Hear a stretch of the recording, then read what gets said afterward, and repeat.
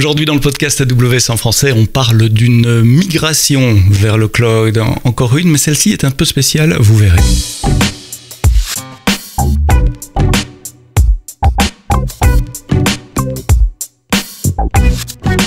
Bonjour et bienvenue dans le podcast AWS en français. Merci d'être là, merci de vous abonner, d'être de plus en plus nombreux toutes les semaines. Je sais, c'est quasiment toutes les semaines que je le dis maintenant, mais c'est vrai, je vois les statistiques toutes les semaines. Vous abonnez, vous réabonnez dans toutes les bonnes applications de podcast. On est également présent sur Spotify, Deezer et toutes les autres. Aujourd'hui, on va parler de migration dans le cloud avec Jouxta. On va être dans le domaine de la santé avec Romain Léger, directeur général de Jouxta, Damien Beaumont, responsable du service développement de Jouxta. Messieurs, merci d'être là. On va commencer par ma question habituelle. Dites-moi, Jouxta, c'est quoi ? Bonjour à tous. Jouxta, on est éditeur de logiciels dans la santé. On développe aujourd'hui un ERP médical pour les centres de santé, sur lequel on équipe de la prise de rendez-vous en ligne, de l'agenda, en passant par le dossier administratif, la gestion du tiers payant et bien entendu tout le dossier médical. Donc quand moi je suis patient, que je vais à un centre médical tout près de chez moi, un centre de dentisterie, de radiographie ou que sais-je, l'application que les gens ont sur leur écran pour prendre rendez-vous, pour mon paiement, pour mon dossier... Il y a en grande partie, il y a des chances que ce soit Jouxta, puisque il y a 2600 centres en France, on en équipe 600 aujourd'hui, donc on est le leader. Donc oui, il est possible que ce soit un logiciel Jouxta qui soit derrière. D'accord, donc je vois bien, en tout cas en tant que enfin c'est pas moi qui interagis avec ce logiciel-là, c'est pour les professionnels de santé. Traditionnellement, c'est quelque chose qui se déploie dans les centres médicaux. Vous allez y installer, ou y installer eux-mêmes ou via des partenaires ? On est SaaS depuis déjà quelques années, donc en fait c'est une URL accessible facilement depuis un navigateur.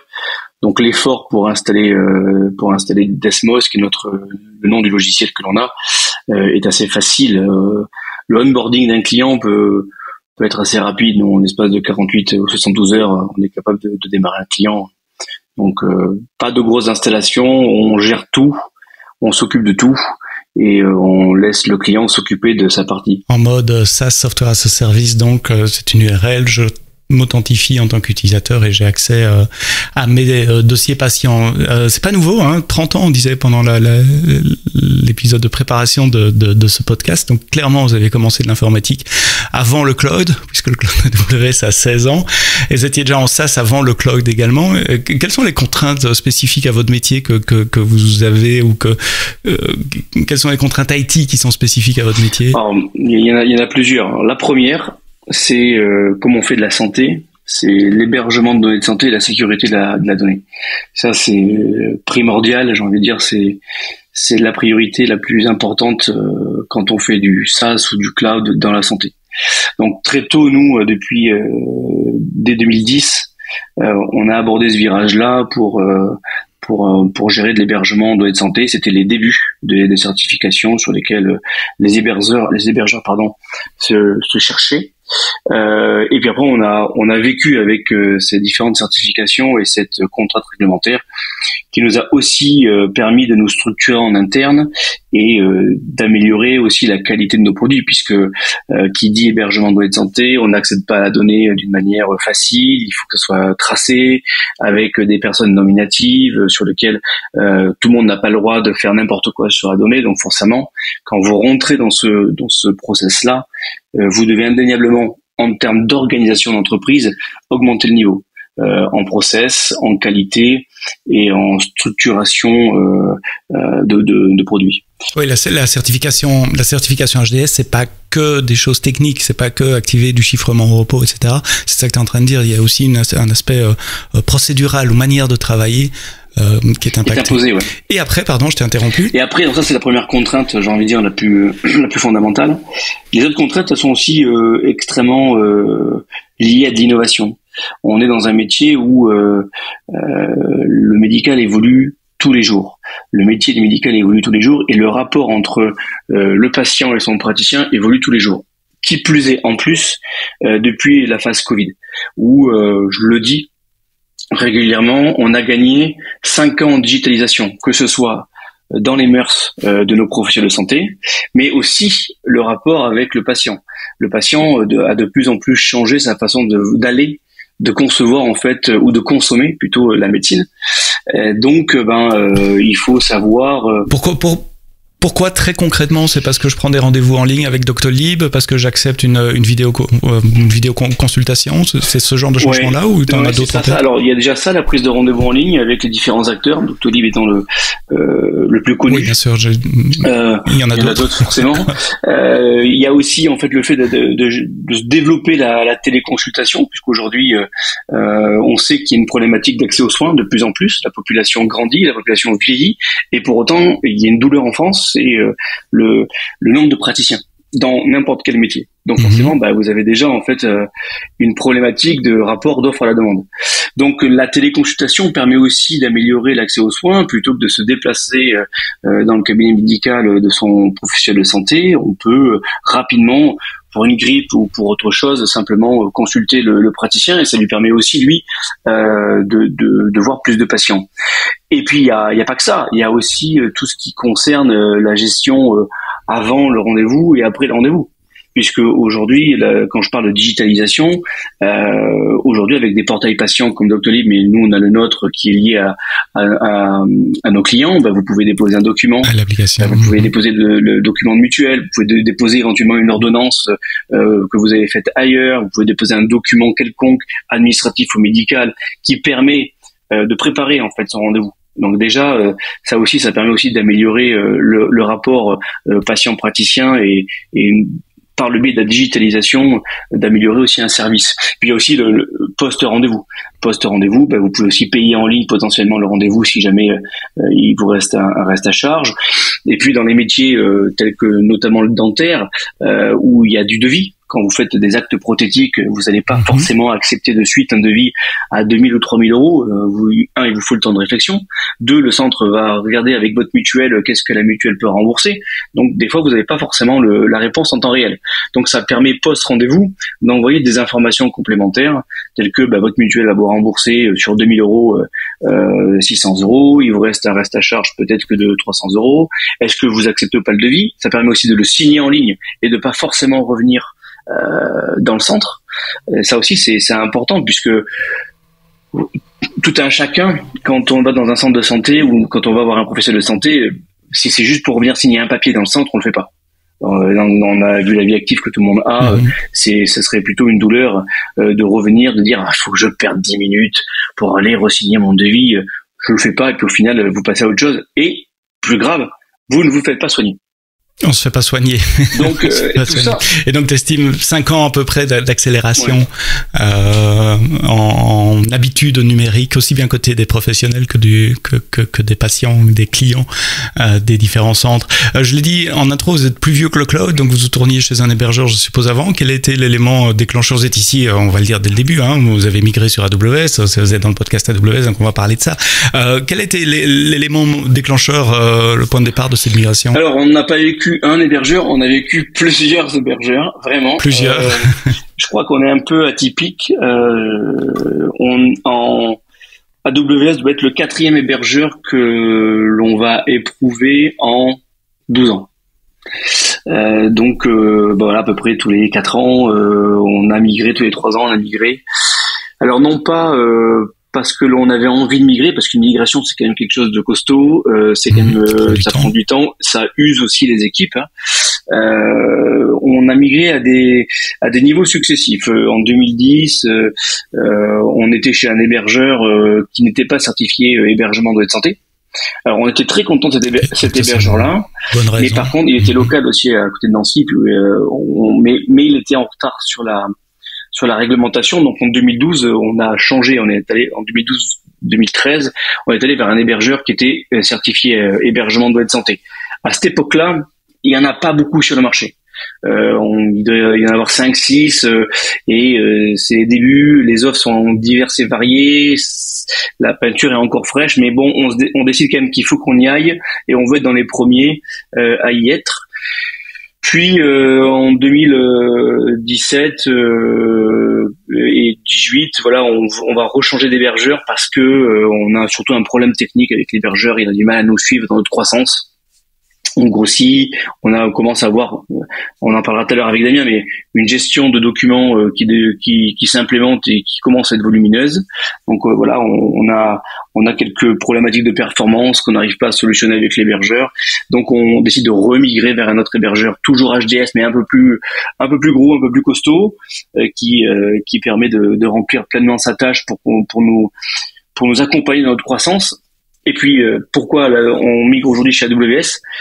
Toujours la même raison. En fait, l'hébergeur précédent, donc les 3 hébergeurs qu'on a eu précédemment sont des hébergeurs privés ou sur lesquels ils ont des infras un petit peu legacy, sur lesquels vous faites pas beaucoup de choses, ça évolue peu, et puis surtout vous payez un coût 100% d'un serveur, même si vous l'utilisez que 10%.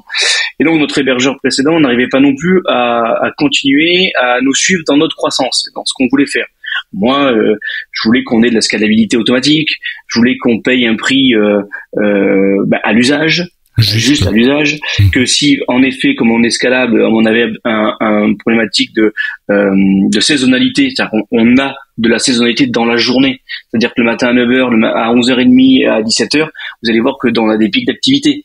Là, il faut que notre hébergeur puisse nous accompagner en mettant des serveurs en automatique, et puis en les arrêtant d'une manière également automatique si on a un pic d'une demi-heure. On avait aussi un gros besoin d'aller chercher de nouveaux services. On sentait que chez notre hébergeur privé, les technologies qu'on allait éprouver dans le futur, et Damien pourra aussi en parler, mais on sentait qu'on allait être un petit peu restreint. Et on sait que chez AWS aujourd'hui, on a un panel de services qui nous permet de se développer et de développer de nouvelles fonctionnalités d'une manière beaucoup plus facile et beaucoup plus rapide. Et puis surtout, il y a un point qu'on avait déjà développé nous en interne depuis 2015. On mettait déjà à jour d'une manière automatique et pratiquement en intégration continue tous les soirs avec un outil qu'on avait développé maison, l'ensemble de notre data center. Wow. Mais on arrivait au bout de ce sujet-là aussi, où il fallait qu'on passe un cap dans ce qu'on appelle l'intégration et le développement continu, le DevOps, on va dire. En fait, ce que t'expliques, c'est la différence entre un hébergeur où on loue des serveurs virtuels, mais ce sont quand même des serveurs. T'as une machine qui est là pour la durée, versus un cloud qui est beaucoup plus dynamique, où on paye à la demande, où on peut obtenir plus de capacité pour un moment et puis moins de capacité après. C'est vraiment cette flexibilité-là que vous cherchiez. C'est en résumé. Oui, et puis la mise à jour aussi en automatique qu'on avait déjà, mais sur lequel on va beaucoup plus loin aujourd'hui.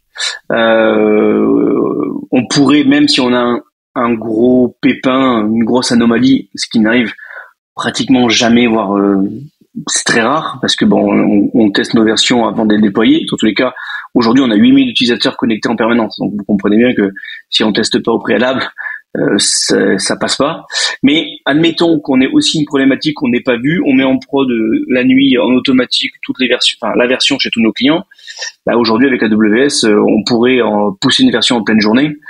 Nos clients le ressentiraient peut-être une coupure de prod de 5 minutes, le temps qu'on mette à jour la version, et puis on corrigerait le problème. Alors, on va pas le faire tout le temps parce qu'on va pas s'amuser à arrêter les clients 5 minutes, mais on va jusqu'à ce niveau-là, c'est-à-dire de dire oui, c'est bien l'intégration continue, le développement continu, la mise à jour automatique, c'est super, mais on peut aussi en journée désormais aller plus loin.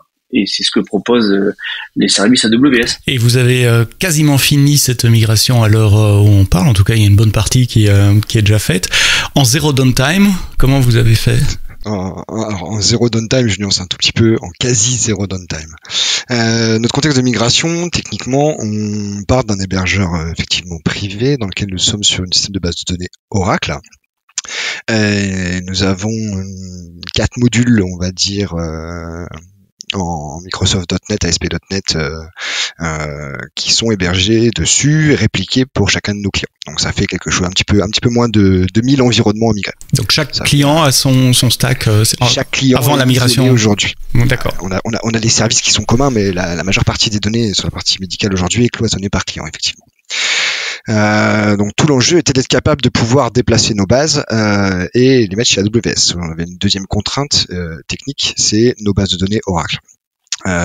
Oracle, ils sont très gentils, mais malheureusement au passage en une version 12, si je ne dis pas de bêtises, ils nous ont mis une jolie restriction qui, pour avoir des performances équivalentes en termes de nombre de processeurs, nombre de cœurs, nous aurait coûté 2 fois plus cher.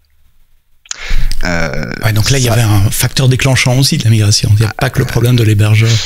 Alors, à l'origine, c'était pas une migration cloud forcément en cible. Par contre, effectivement, on savait qu'il fallait qu'on quitte Oracle obligatoirement. Donc, il fallait qu'on migre une solution. On a retenu PostgreSQL parce qu'aujourd'hui, c'est un système de base de données qui est quand même costaud et performant. À l'origine, on souhaitait migrer d'abord Oracle vers PostgreSQL sur notre hébergeur privé et puis vers le cloud. De Postgre vers du RDS PG côté AWS. Il s'avère qu'on a passé plusieurs mois à auditer et notre hébergeur et des outils du marché et on a trouvé très peu de solutions pour permettre de faire cette migration de moteur de base de données à chaud, quasi sans coupure. Toujours des contraintes, des choses qui n'étaient pas prises en compte parfaitement, des choses où il fallait carrément arrêter la base pendant toute la migration avec des bases qui pèsent 60 gigas. On peut pas demander à nos clients d'arrêter de travailler pendant 2 jours. Donc, on a travaillé sur l'outil DMS, Data Migration Service côté AWS, qui lui propose une capacité justement à migrer. Alors base froide, ce que j'appelle base froide, c'est-à-dire on arrête la base, on migre derrière et après on a migré. Mais il y a aussi une possibilité de faire de la réplication en temps réel. Donc de pouvoir faire de l'Oracle vers Postgre. Et on s'est dit, quitte à faire ça, de prendre de l'Oracle et le mettre sur Postgre, pourquoi ne pas le mettre directement sur RDS Postgre? Ça ne change rien que l'emplacement de la base de données.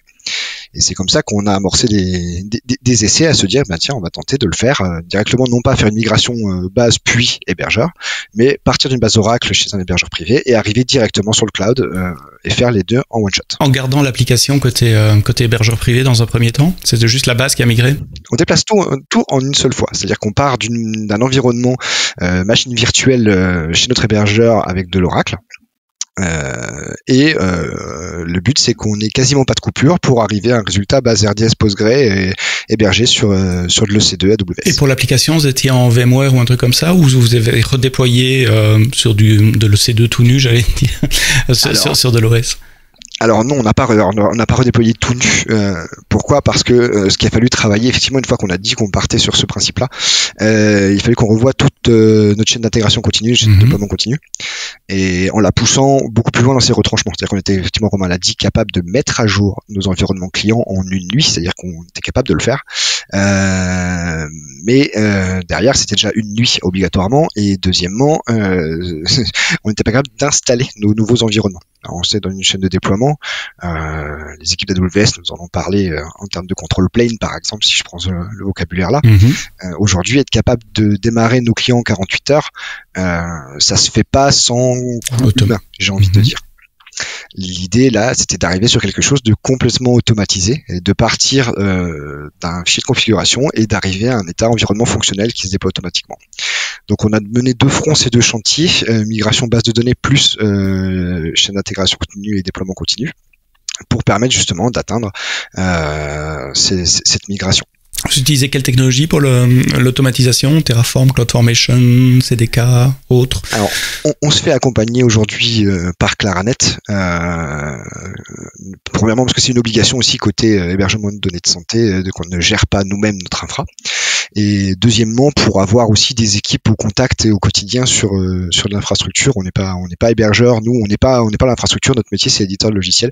C'est de faire des solutions pour répondre aux besoins de nos utilisateurs et pas de gérer les serveurs. Donc eux derrière mettent en place du Terraform et on utilise un AWX, donc un Ansible derrière pour pouvoir faire les déploiements. Et cette migration de base de données, ça s'est passé comment alors avec DMS? C'était au fil de l'eau ou vous avez finalement fait du one shot? J'ai presque envie de dire c'est presque la partie facile. Pourquoi je dis ça, c'est qu'en vrai nos applications n'étaient malheureusement pas compatibles PostgreSQL. Donc le plus gros de notre travail côté R&D Juxta, ça a été de retravailler les applications pour les rendre compatibles PostgreSQL. Où là, il y a entre 800 et 1000 jours de travail côté R&D sur un an et demi pour rendre ces 4 gros modules historiques avec des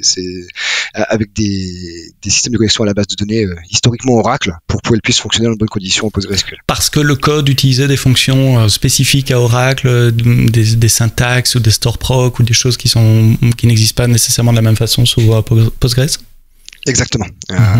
Des instructions spécifiques Oracle derrière, et aussi des comportements différents dans certains points sur qui ça parle du multi-active record set, le problème de Mars derrière qui est pas compatible en PostgreSQL, qu'il est en Oracle, on peut pas réutiliser une collection tant qu'on l'a pas libéré complètement, enfin voilà, ce genre de sujet qui nous ont demandé de retravailler nos modules derrière assez profondément et remettre en cause des morceaux historiques, donc forcément un peu compliqué. Donc 3 chantiers, si je résume: un chantier de réécriture applicative, enfin réécriture c'est peut-être un grand mot, mais d'adaptation applicative pour que la nouvelle application puisse attaquer la nouvelle base de données en Postgres. En double compatibilité. Et avec les deux qui doivent fonctionner un certain temps, ouais, ce qui amuse, enfin ce qui rajoute une petite dose de complexité assez sympa. Un chantier de migration du pipeline CI/CD, parce que finalement c'est ça qui vous permet de déployer votre nouvelle application sur le nouvel environnement, et donc ça vous permet d'automatiser les nouveaux environnements et le déploiement des fonctions que vous développez sur le nouvel environnement. Et puis un chantier de migration de base de données, ça c'était le plus facile grâce à DMS, Database Migration Tool. J'exagère un tout petit peu sur le plus facile quand même, mais parce que beaucoup de gens ont travaillé pour que ça en devienne facile à l'exécution. Romain, tu veux rajouter quelque chose? En fait, il manque un 4e chantier, qui est un des plus importants. C'est un chantier FinOps. Parce qu'on n'a pas fait, en fait, en livraison en migration, que du lift and shift. Dès le début? Alors, pratiquement dès le départ, on a fait du lift and refactoring. Et Damien en parlera mieux que moi. Mais on avait une application de GED, donc de gestion de documents, qu'on stockait dans Oracle, environ 6 ou 7 ou 10 Tera. On peut arriver, on est plus à quelques Tera près. Si on devait migrer cette application-là de Oracle vers PostgreSQL telle quelle chez AWS dans les serveurs RDS Postgre, ça nous aurait coûté énormément cher. Je crois qu'on avait fait le calcul, c'était 6 ou 7 000 euros par mois. Par mois, juste pour cette application-là. Juste pour ça. Donc en fait, quand Damien a commencé à étudier le sujet, il m'a dit Romain, je vais te dire un truc, mais je pense que tu vas pas être content. On peut pas migrer comme ça. Oui, on peut pas migrer à se rajouter un coût de 6 000 ou 7 000 euros. C'est aussi l'avantage du cloud AWS, c'est qu'on a pu changer de techno, et Damien on parlera largement avec le changement de techno, pour migrer en fait les datas non plus en base de données mais bon sur du S3, et surtout avoir un run qui doit avoisiner aujourd'hui peut-être les 1 000 euros ou tout au plus, je sais même plus, mais en tout cas on avait divisé le coût pratiquement par 5.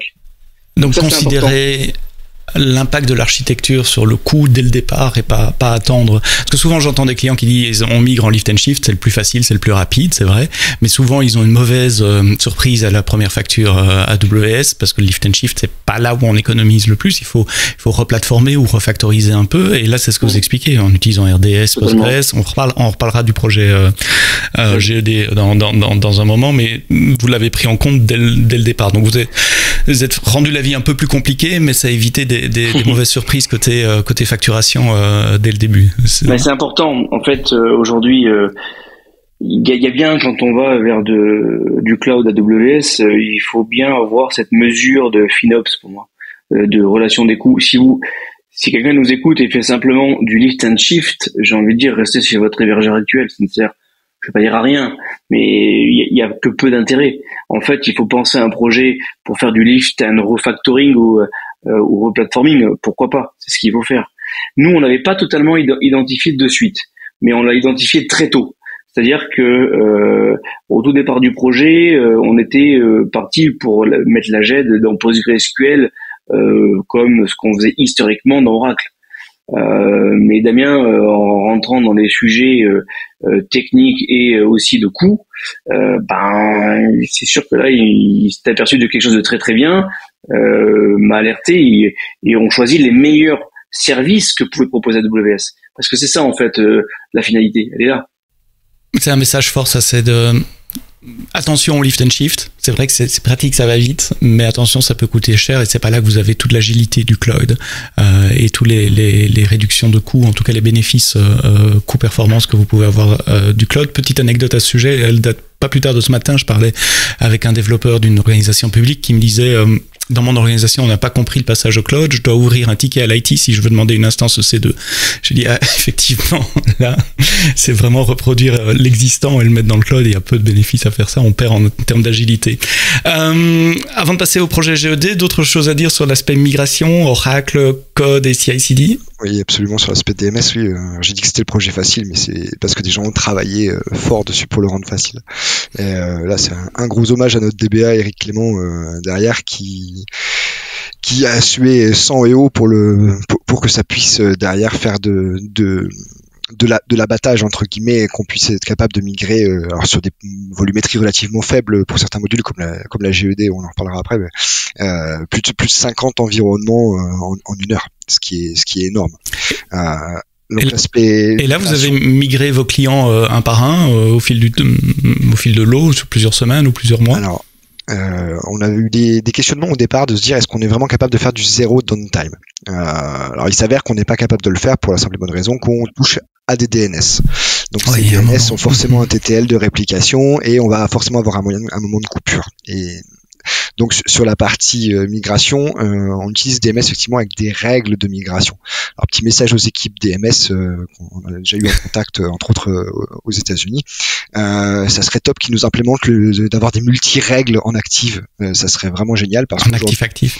Ouais, alors en actif-actif, pas forcément actif-actif, mais sur le coup, on ne doit passer on ne peut passer qu'une seule règle de transformation à la fois par donnée.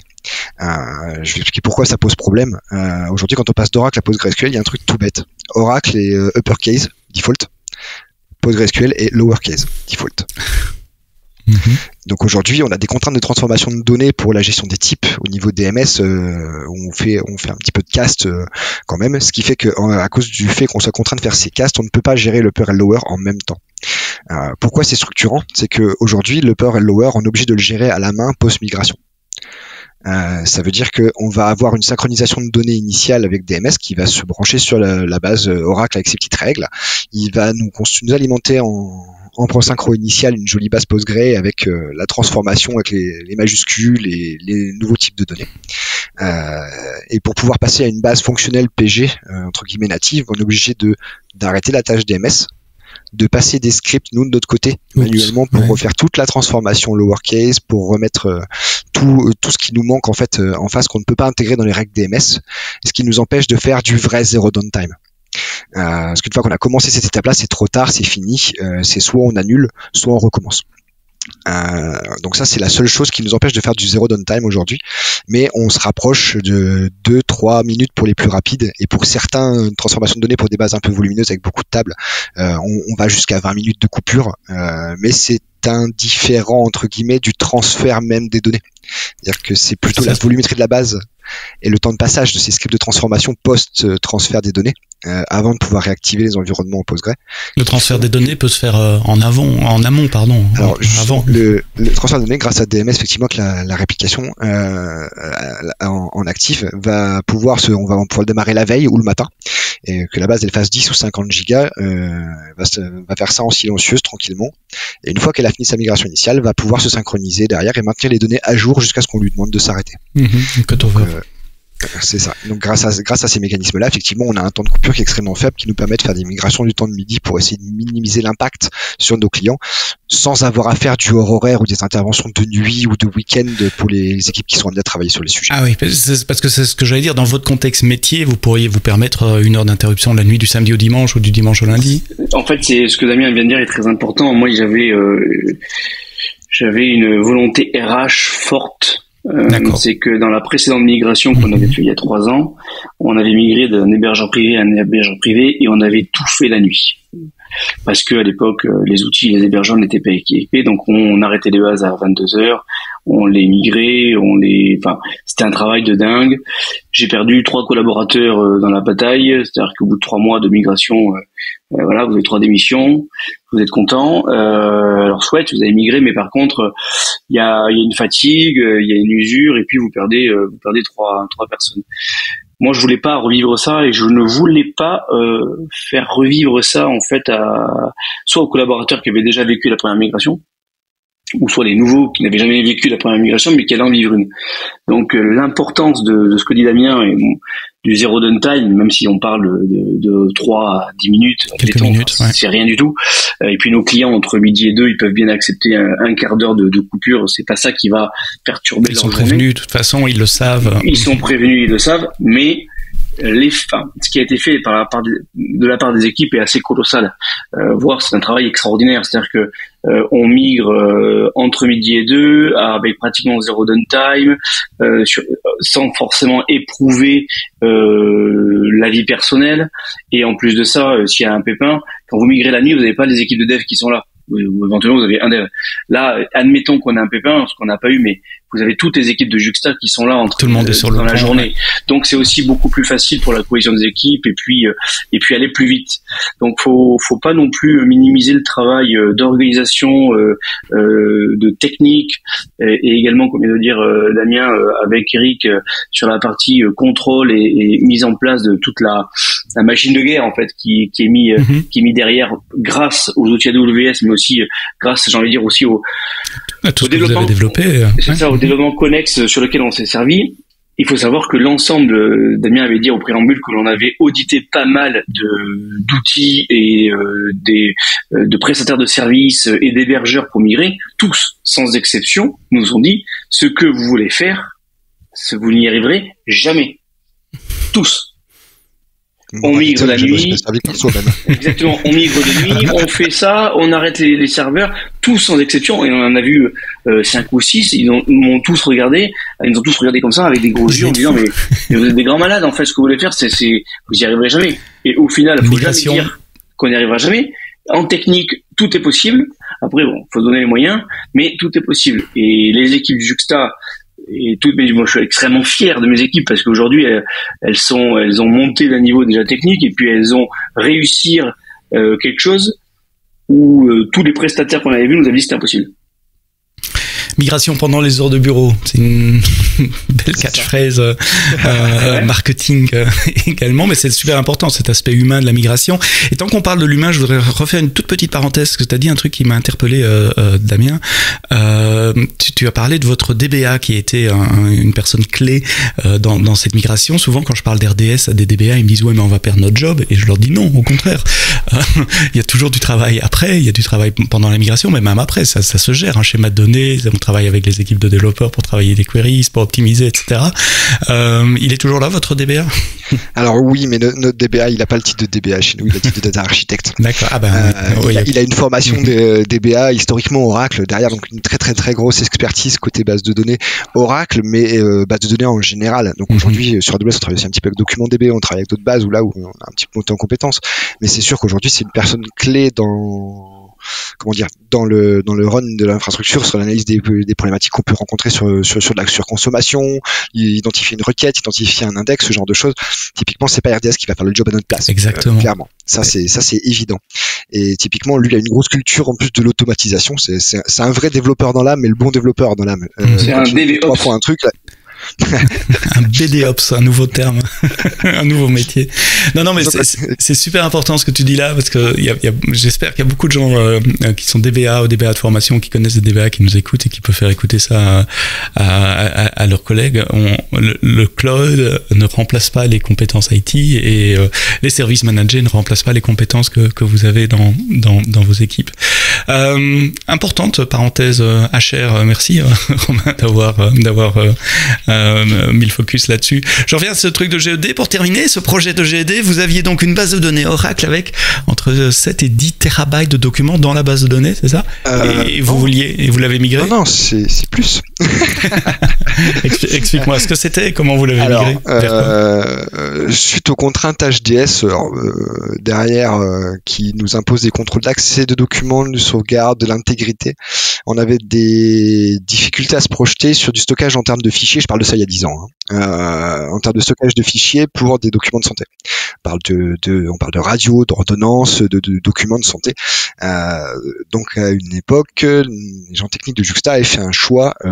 Après, discutable, on peut toujours en discuter, mais qui avait le mérite d'exister, de se dire au lieu de stocker en système de fichiers, de gérer des disques, des sauvegardes de disques, on va le mettre dans la base de données. J'ai connu ça aussi, ouais. Donc c'est un choix qui peut paraître pas forcément logique de demander à une base de données relationnelle de stocker des fichiers statiques. Le gros avantage qu'on avait avec cette partie-là, c'est les backups étaient sûrs, faits, fiables sur des systèmes qui étaient testés, optimisés pour ça, éprouvés, voilà. Et deuxièmement, on avait la garantie en termes d'accessibilité des données que personne ne pouvait y avoir accès de manière détournée ou non. C'est-à-dire que l'accès à la base de données, c'était les clés. Et vu que personne n'a accès à la base de données dans l'HDS, forcément, personne n'avait accès aux documents. Donc ces jets a très bien fonctionné pendant plein d'années. Les documents s'en sont donnés à cœur joie et malheureusement, ou heureusement, Romain dirait plutôt, nous avons grandi. Nous avons continué d'avoir des clients, des centres qui s'ouvrent, des patients qui vont chez nos clients, donc des documents à devoir stocker. Et il s'avère que en début de phase de projet, je dirais qu'au mois de juin 2021, un peu plus d'un an, on devait avoir quelque chose comme entre 6 et 7 terabytes de stockage qui était dédié à ces gestions de documents. Effectivement, 7 terabytes, ça commence à peser un peu son homme. Et donc on s'est dit c'est peut-être pas une bonne idée effectivement de les migrer comme le racontait Robin. Et le temps qu'on regarde, on arrive sur octobre-novembre, on était plus à 6, on était à 9. Et c'est là que tu prends ta calculette, les prix RDS. Ça augmente un peu. On continue donc de démarrer de nouveaux clients qui nous font confiance. Et le temps qu'on commence à se dire allez, comment on peut faire, on en a 11 des terabytes. Bon là va falloir vraiment qu'on fasse quelque chose parce que niveau base de données effectivement des sauvegardes de ces volumétries là prend beaucoup de temps, amène du risque. Donc on s'est dit pour des raisons financières, mais c'est un projet qu'on avait quand même de toute façon en post-migration lift and shift de le faire. On savait que on n'allait pas pouvoir conserver ce mode de fonctionnement dans le temps. C'était pas pérenne en termes de stockage, de sauvegarde, de base. Donc on s'est dit AWS nous propose un stockage de documents fiable, rapide et peu coûteux. Ça s'appelle S3. Pourquoi ne pas nous dire que nos documents, on ne va plus les mettre dans notre jet, mais dans S3. Et là, ça pose la problématique de se dire, oui, mais là, par contre, il va falloir qu'on migre maintenant 10 terabytes d'un hébergeur à un autre. Et c'est là où les équipes chez nous ont travaillé sur le module de jet, qui est un petit module techniquement, donc il y a très peu de tables dans la base de données, donc c'est quelque chose d'entendable. Et on s'est projeté sur 4 phases. La première phase, c'est on est capable de déployer notre application qui a une compatibilité pour mettre ces nouveaux documents et les lire côté S3. Ok, on met ça en production, on est rétrocomp, tout marche bien, impeccable. Deuxième phase, là on active via des access points derrière côté S3 pour garantir la sécurité d'accès, bien cloisonner les documents, que chacun reste dans son jardin et n'ait pas accès au jardin des autres. C'est aussi un truc qui est très important pour nous. Retrouver ce cloisonnement database qu'on avait sur S3. Donc on va activer une GED. D'ailleurs on va ok, super, tous les nouveaux documents dorénavant sont stockés, récupérés d'S3 et l'ancien on n'y touche pas. La phase 3, c'est de se dire maintenant il faut que je prenne tous les documents un par un et que j'aille les déposer sur S3. Ensuite et le tout sans action humaine parce que ça reste des documents de santé. Donc l'idée c'est d'avoir quelque chose qui tourne tout seul.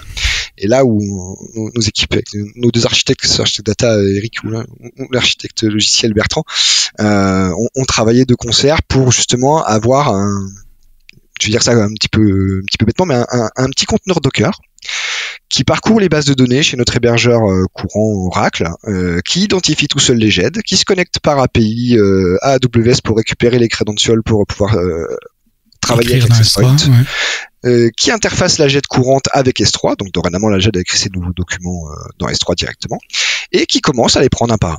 Donc ils ont fait des gros travail de parallélisation, d'optimisation, tout ça au travers d'un VPN sécurisé, pour aboutir à, si je dis pas de bêtises, au moment où on a migré, on avait 14 terabytes. Wow.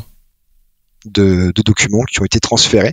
Alors j'exagère un tout petit peu en silencieux complètement sur un système automatisé que Eric monitorait et suivait et relançait de temps en temps, il avait envie de faire des petites pauses, mais sans avoir l'action humaine et sans perte de données, avec une vérification avec les mécanismes de hash que S3 permet pour garantir l'intégrité du document. Et ça c'est la migration des données, et puis il y a la migration de l'application, enfin le changement du code de l'application aussi, puisque le code allait taper dans une base de données avant, maintenant il doit taper dans S3. Alors ça on l'a fait directement, c'est la première phase en fait. La première phase c'était de tout préparer pour que ça puisse fonctionner, et on l'a mis en production, et ensuite effectivement c'est des phases d'activation. Et la quatrième étape, c'est celle qu'on travaille début juillet. C'est de notre petite base de GED où il n'y a plus rien dedans en termes de volumétrie, mais en termes de nombre de lignes toujours conséquent, mais en termes de volumétrie qui ne pèse plus rien. Et c'est de la prendre d'Oracle, hébergeur actuel, et de la mettre RDS-PG, hébergement AWS. Et c'est là derrière où on est capable d'en faire 50 environnements en 1 heure avec quelques secondes de coupure à peine. Une approche super pragmatique qui permet de refactoriser en même temps que de migrer et d'économiser les coûts comme Romain l'avait dit avant, puisque t'estimais à 7 000 € par mois si tu migrais as is sans changer, et là vous êtes aux alentours de 1 000 € par mois, c'est ça que Romain avait dit, oui, quelque chose comme ça. Sur la partie S3, sur le stockage. On a un petit peu moins de 1 000 €, en sachant qu'en plus côté HDS, avec Claranet, on a pris la décision de mettre en place un système de backup supplémentaire en termes de sauvegarde S3. Alors quand on pose la question aux équipes AWS qui sont très sympas, ils nous disent non mais vous inquiétez pas, c'est 99,999% de disponibilité, il n'y a pas de problème. 9, ouais. Malheureusement la législation française, nous c'est 100. Donc par précaution on a mis en place un double système de backup derrière qui nous permet de garantir le fonctionnement, mais qui amène un petit peu de coût aussi en plus derrière. Que vous avez dévoluté, que vous utilisez AWS Backup pour faire ça, puisque AWS Backup permet de backuper les volumes S3, les buckets S3 depuis le mois de novembre, si je me souviens bien, l'année passée. Super conversation avec plein de détails techniques et d'anecdotes. Merci Romain et Damien. Si moi je regarde 4 idées de ce qu'on a dit: migration pendant les heures de bureau, l'aspect humain de la migration et pas brûler nos ressources humaines en les faisant migrer la nuit, faire un lift et upshift, lift et refactoring, pas simplement lift and shift, penser au FinOps dès le début et penser à l'aspect humain, on l'a dit, on a créé un nouveau rôle aujourd'hui, le BDOps, le BD capable, le database administrateur capable d'automatiser également les tâches de manipulation des données. Merci messieurs pour ces explications. Romain Léger, directeur général de Jouxta, Damien Beaumont, responsable du service développement. Merci à vous d'avoir écouté cet épisode du podcast AWS en français jusqu'au bout. Rendez-vous la semaine prochaine pour un nouvel épisode, et d'ici là, quoi que vous codiez, codez-le bien.